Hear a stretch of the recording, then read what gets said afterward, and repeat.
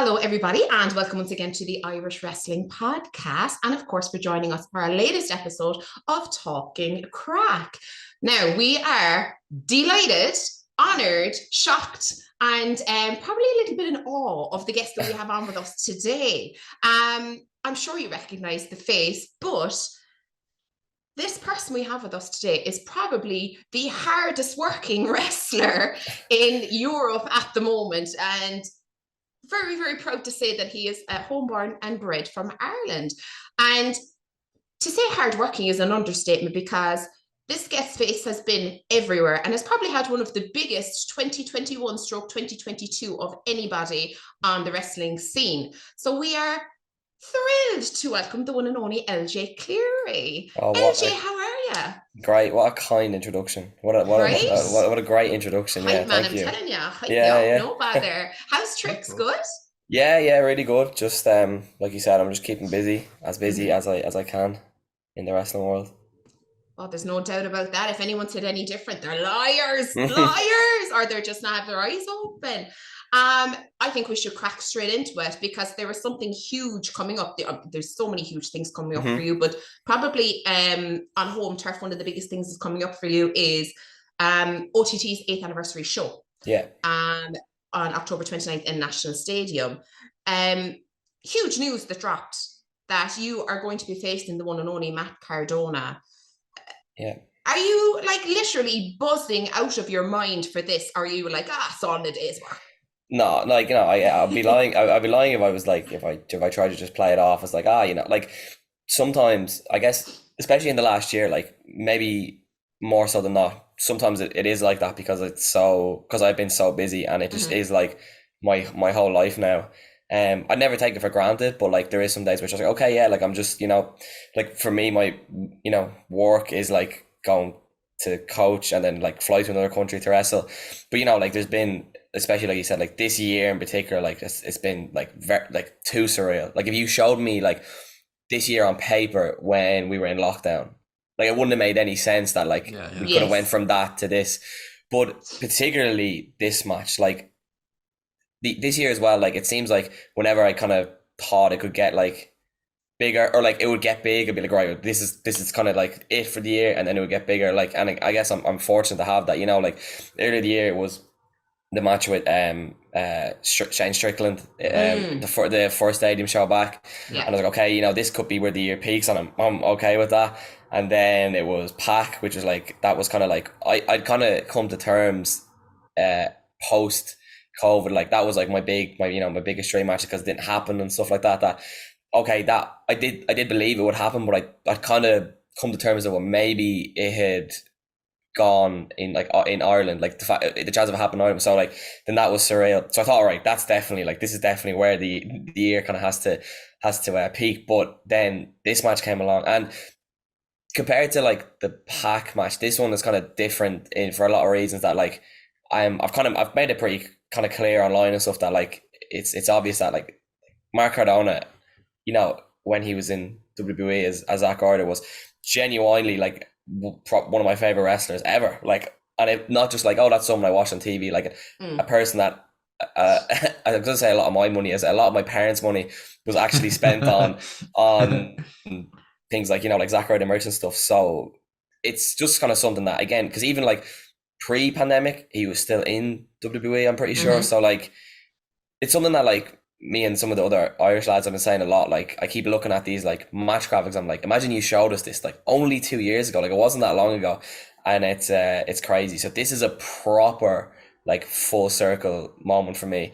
This was for me my biggest dream match for years. Like this was the match that I always wanted. So I still can't believe it's actually happening. Unbelievable. It's crazy. And I'd say you probably find it hard to, I suppose, not to wig out about it, because obviously of what's happening and who it is, especially with Mm, the I suppose, yourself, if you're a huge fan of someone, they say never meet your heroes. So I'd say there's a yeah. bit of that probably going on in the background and a bit of, okay, keep your shit together as well. And, again, I'd say there's probably parts of it where you have to say it is another day at the office as well, Mm. just to kind of keep that side of it tame. Yeah, definitely. Like, I that's what I think I've always, I think because I started wrestling so young. Like I started when I was 13, so like I kind of like grew. I basically like your teenage years we develop. Like I developed them within wrestling. Like I grew up in it, so I kind of got a good understanding early, like of how to be and how to act. That like I would have like I would consider myself quite good at staying professional and things like that. But I am on the inside, like still like dying inside. yeah, like I'm still like the big fan on the inside. But obviously, I kind of you have to grow out of that eventually. Like if you want to really pursue it.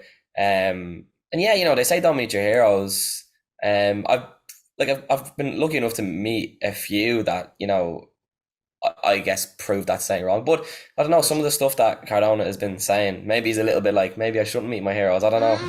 Yeah. Mark boy. Where does the fandom end and the competitor start then for the match? Like, is it in your head? Like, are you like, yeah, when it became official, like when I at the last of the like when I like called him out in the ring and he responded, and then I saw the graphic, that's when the fans stopped. Like, because I was like, okay, well now it's actually happening. Maybe like, leading up to it, I'd been kind of, like messing around, like jabbing about it, like making references to it, but I didn't really know what the story was though. I was kind of shooting my shot essentially. So now that it's actually happening, once I see in the graphic, I was like, oh, hey, this is like the fan is gone.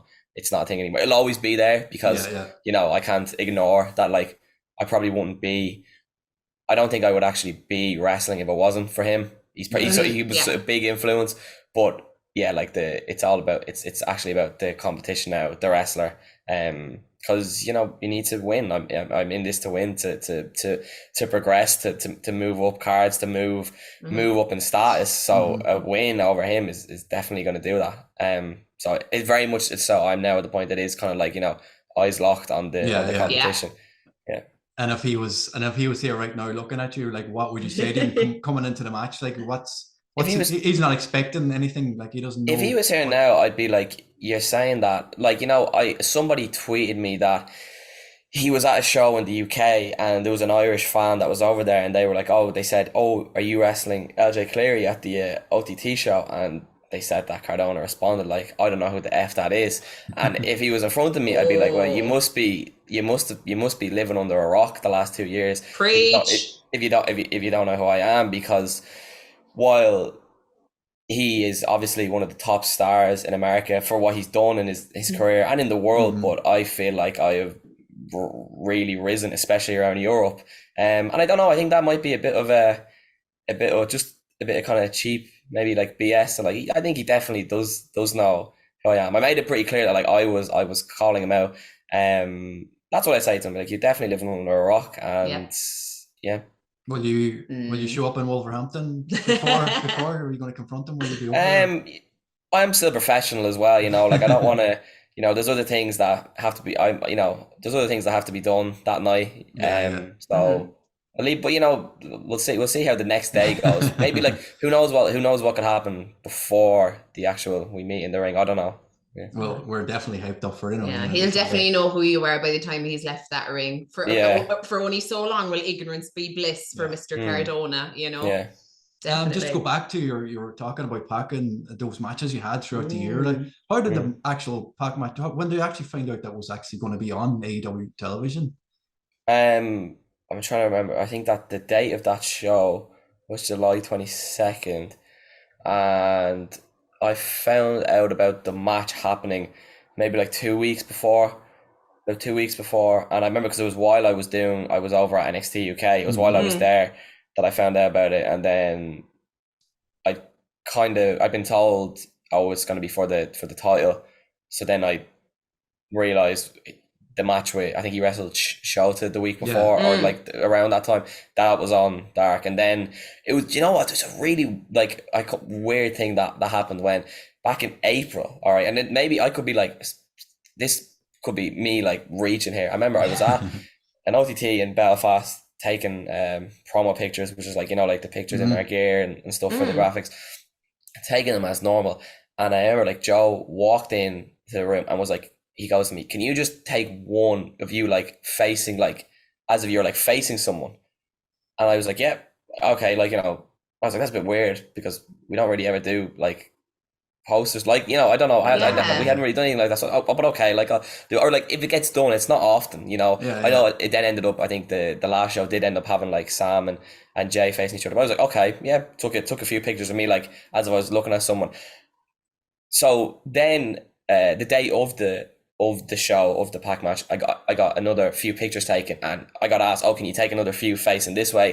And I was like, okay, this makes sense because this is how the AEW graphics are. Yeah. But the picture that got used was the one from April. Wow. So I was like, I don't know, Okay. and again, maybe that was me reaching, but I was like, this, maybe it was known, Oh, and I maybe think it was in so. talks like a little bit before. You think Or maybe, Joe knew about it in advance? maybe, I don't know, or maybe, like, you know, I'd say maybe there was like potential. I do remember then, Yeah. like, it became a thing of like, he did ask then a lot of people, oh, can we take more varied promo pictures? But I never seen any of the other ones, you know. That's why like I never seen that one of me at all. Like I don't have access to that on my phone or anything. Like I do, I can have my other one, so I don't know. So I found out about the match about 2 weeks before, and then I kind of realized, oh, this could be on Dark, and then I got told, no, it is. Oh, when I really found out it was on Dark, because I had to get like new music made, Oh, because Yes. my song is like copyright or whatever. So Mhm. and then that was stressful trying to get that done. But because I got like one made, but I was really adamant that like I wanted it to sound as similar, because I was like, oh, Yeah. I need this, like I need like the bar at the start of the song, like Yeah, this I was like, I need that, because like that's kind of like what's recognizable. Yeah. So then the day before I sent it to Joe, and he was like, no, like you need to get that changed a little bit more. It's too, like, you know, he kind of explained to me about copyright. So I was like, oh, so like I was up till about 2-3 in the morning the day before that show, like getting this like song made, and then what I ended up getting was okay, but yeah, it was stressful. I can imagine. Imagine. Yeah. Oh my gosh. Just regarding that, actually, I know you sent that out during Wednesday or Thursday, like that they've referenced you again on Yeah, a couple Dynamite. times. Yeah. Yeah, that was Pretty mad. cool. Did you get a chance to talk to anybody in AEW after the match, or was there any contact between yourselves? Nothing like nothing. You know, majorly direct. A few kind of brief, just messages of like a, you know, like thanks for the opportunity and let's keep in touch. That's kind of like where. So that's kind of where we left it. But enough that, you know, for me it was like a good sign.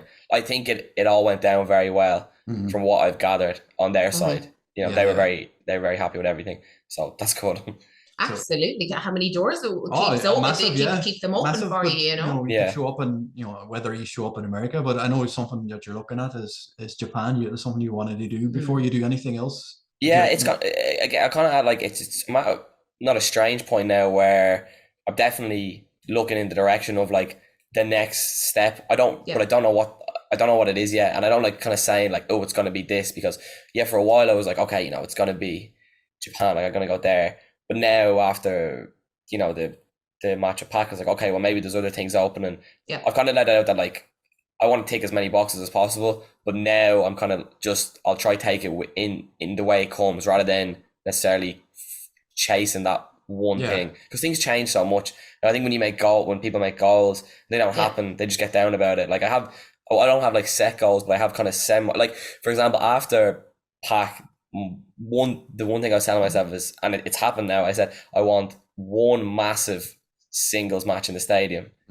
But it was one massive match that I could bring my parents to, because the last show my parents came to was the first stadium I did, which is 4 years ago now. And because I showed them the graphic, and they were like, oh my God, because they remember Zack Ryder. They were like, oh, that's the guy, like, you know, we bought you all the stuff. Like I went to meet Zack Ryder at like autograph signings and stuff when I was a kid. So like they remember bringing me, and so that was like the next thing I wanted in regards to like my position, was a massive match, and I've been, you know, lucky enough to get it. Oh God, that is the sweetest thing, isn't it? Oh, how proud are they going to be?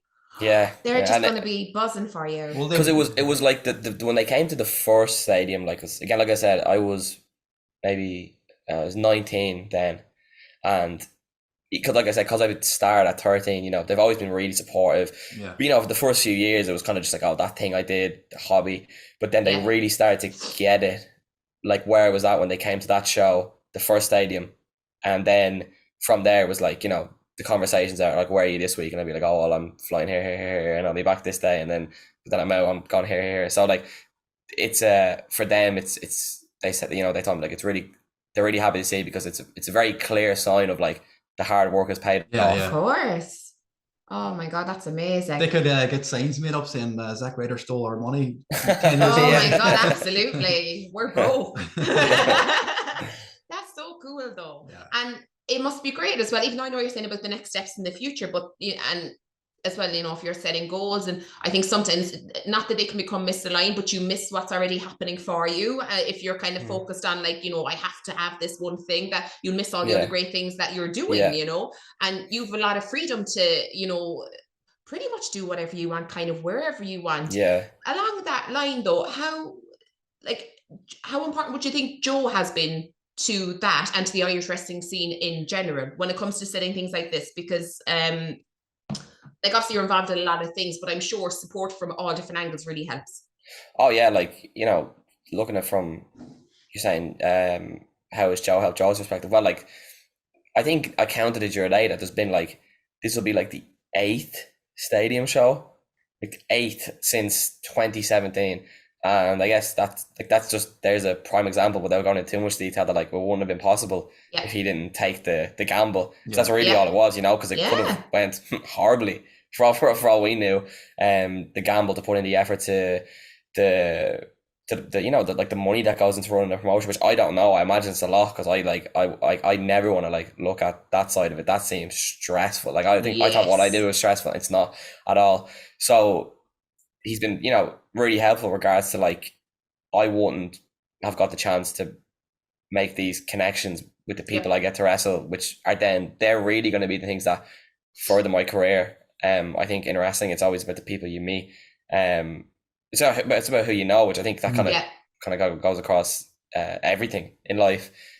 So yeah, his influence has been massive. I think there's a lot of influence around the Irish scene, like around all the schools. Like everyone it's a very kind of supportive group, because I've kind of somehow now ended up at the point where being a coach, like I'm kind of in one of those positions to help people, which can be strange because I'm 23, but like I can sometimes be like teaching someone who's like a lot older than me, but like in wrestling years, I guess, like I've been doing it a lot longer. So yeah, it's an extremely supportive group, and Joe's influence has been massive. It wouldn't be at the stage it's at. Like we wouldn't have. I feel like Irish wrestling is a bit of a wrestling superpower in Europe, and everyone knows it. Everywhere I go in Europe, because I'll have like, I'll travel with like an OTT bag.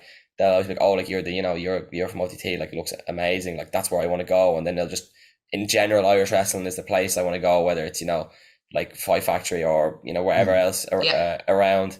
But yeah, there's definitely, I guess words can't really describe the level that Joe has brought Irish wrestling to. Unbelievable. And as they say, your network is your net worth. So it's huge in wrestling. Do you love coaching? Yeah, I do. I really do. It was something that it kind of just fell into me, and he's not doing he doesn't wrestle that much anymore anyway, but Michael May, Irish wrestler, like we actually kind of started like together coaching without realizing it, because we started in Fight Factory when he'd been trying. He started training about 6 months before me. That was so I started in 2013, and then by the time like kind of 2016, 17, we'd be assisting training, like, we'd be helping out, and then we just kind of started doing it together. Then to the point where pre-pandemic we were like full coaches in Fight Factory, and then when we took the break coming back, I was like, right, I wanted to go full-time with wrestling. I finished college, so I was like, I want to go like just full-time with wrestling. And then I got on the job. I was like, look, I'd love to be coach in the School of Irish Wrestling as well. And then he was like, yeah, I think you've the right like head and stuff for it. So then between those two schools, and then I'll do seminars around the country as well. I do love coaching, because it's extremely like I guess it's kind of cheesy, but it's true. Like I guess like the proudness to see other people, like especially lately seeing people like, for me, like three of the people that I would feel like I have had a big hand in training would be like Martin Steers, Fabio, and Justin Daniels, and like they are all doing extreme. I'm not saying I trained them, but I've had I would have had a big hand in training them, and they're all doing extremely well. And like now, even those three I said there, like I've gotten to wrestle each of those on an OTT, which is really cool. And like I'm on these same cards with them that when they started, I was only breaking onto the contender shows, and now I've gone up and they're kind of slotting in. Like it's just it kind of puts the evolution of, you know, wrestling into perspective, I guess. Yeah. But no, I do love it, and it made me better. Like, it makes me a better wrestler because I am forced to, like, I have to, you know, speak and explain everything that sometimes I might say something that I didn't even think about, and then it clicks in my head, like, Yeah. oh my, wow, that actually that makes a lot more sense. Or sometimes I might say something, I'm like, oh no, like I speak a lot in like training anyway, and then like sometimes I'll say something like, actually no, don't listen to that, it doesn't make any sense, because I kind of have to rethink it in my head. No, but I do love it, it's unreal. Yeah, and your work ethic, like for Irish wrestling, like it's hard to remember a show that myself and Liz have been at where you haven't been on the weren't card. there. Like, Yeah, whether it's, you know, yeah, Phoenix, or we were in Cardiff as well for the Progress after the Clash of Champions, and like first match was LJ and Gene Money, and I was like, what's going on? Like, everywhere we go, I was like, this fella's following us. Where does that where does it come from? Do you know, is there, like, you know, the work ethic itself, is it something that's, you know, you're brought up with, or is it just something you developed?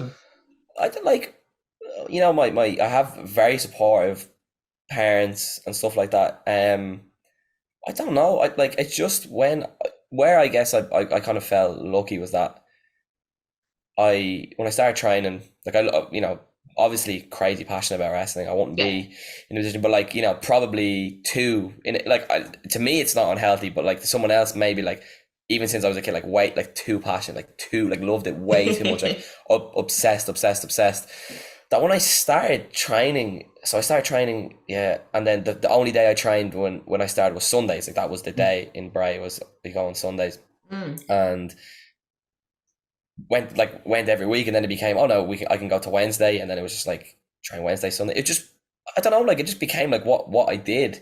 And now I guess the work ethic grew to, like, you know, it's like when you get a taste of, you know, something you like you want more.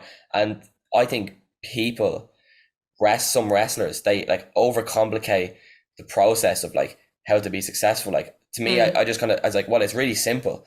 It's you train really hard, you go to the gym really hard, and then you know, make the effort that shows. And then, like, I actually think it's a very straight line to follow. And then, you know, if you do that, you get to wrestle on your first show, you keep to know, you get your second, and then go abroad. And then I guess it just made sense to me to be like, well, this is what I have to do. So I'm at the point now where I'll train 4 or 5 days a week, and be in the gym 4 to 5 days a week as well, and then travel on the weekends. I guess, you know, did it come from anywhere? I don't know. I think maybe it's because I started so young. And I would actually say that, like, Michael May kind of like taught me like the dedication of it at the time, because he went to Japan and stuff, and I saw him prepare to go for Japan, and like, it was crazy. Like, it was proper, like, every day it would be like, he'd do like the 500 squats, you know, 200 push-ups and stuff, and then he got it, you know, and then he did it. So I was like, I kind of saw like the example of like where the hard work gets you. And yeah, I don't know, I just love it as well. I hate doing nothing. Like, I hate having to, like, lockdown was the worst. I know it was the worst for so many reasons, but like, God, like, when I have these days now and I'm so busy, I never have a day as well where I'm like, obviously we all get tired and sore, but I'm never like, it's not in my DNA to be like, oh, like, I wish I was at home ever when I'm trying. And I have some rough travel days sometimes, like, where I'm catching flights and catching this and that. I think it's just kind of, I try to be extremely positive as well, that I'm just like, I look at it as, people ask me the whole like It's a Beautiful Life thing, and like, obviously, like, it started from the song, but like, it's real. Like, I say, well, it's real because like, I'm 23 and I get to travel the world and live my dream. Like, it really is, like, I live an amazing life, and that's where it comes from as well, that why would I want to do anything else if all I have to do is put in this much hard work, which is a lot, but then like, the rewards I reap from me anyway are fantastic. So yeah. Unbelievable. And as you've just mentioned, right, between traveling, coaching, and teaching, training, wrestling, gymming,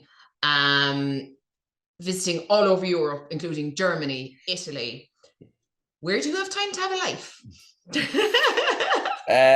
I guess I would say, I was gonna say, like, oh, I don't have a life, joking, but no, but I do. But like this is my life though, you know, like my. So let's take, like, okay, where would I have time to, like, say, like, do like social things? Well, it would be a case of like, on a day like yesterday, for example, I woke up, I went to the gym, and I had like private sessions in Five Factory, and then I had normal training. But like the 2 hours in between, I'd be like, I just meet with one of the other lads that are going training later and be like, all right, we just hang out for a bit. Usually it's today. Usually Friday is the one day where I kind of have nothing on, which does annoy me. Where like sometimes I get real annoyed about it. But I'm like, oh, like I did wish I have something, but I don't know. I guess it might sound a bit sad. I'm like, oh, I don't know. I don't really, because like but I have no. There's never anything I feel like I'm missing out on, and I think that's a thing where I very much so as a teenager, like I never really went out or anything as a teenager, but I think it was because this isn't the right mentality. If anyone's listening that's like young or like thinking about getting interested, like I'm not saying this is how you have to be, but like by the time I kind of got to the age where like my friends started like going out and drinking and stuff, firstly, like I met my girlfriend when I was really young. We were together like 8 years now, so I think that was a big factor that I just was like, oh, my mates were going out to like chase girls and stuff, and I was like, oh, this is something I'm not going to do.